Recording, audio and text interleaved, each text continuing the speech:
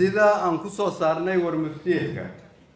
jamhuuriyadda saddexaad ee Soomaaliya waxaa udub dhaxaad u ah dastuur heshiis lagu yahay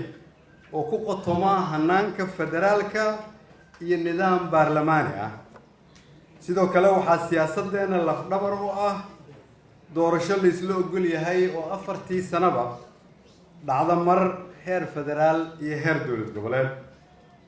awood qaybsi loo dhan yahay iyo wadar ogol mar walba lagu xalliyo khilaafka ka dhaca siyaasadda madaxweyne xasan sheekh waxaa la doortay iyadoo tiirarkaas oo dhan ay u dhan yihiin dowladnimada Soomaaliya nasiib darro madaxweynuhu wuxuu burburiyay mabaadi'dii ay Soomaalidu rubac qarni ka hor uga soo heshiiyeen shirkii Carta madaxweyne xasan sheekh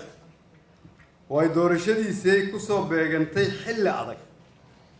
wuxuu ahaa madaxweynihii ugu horreeyay oo si wada jir ah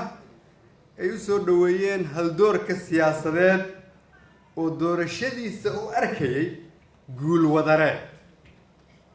maadaama dalku ka soo baxayay hubanti la'aan siyaasadeed loona arkayay inuu yahay oday Soomaaliyeed oo isku hayn kara dalka iyo dadka waxaa nasiib darro ah in madaxweynuhu kala dhantaalay midnimada dalka iyo wadajirka ummadda Soomaaliyeed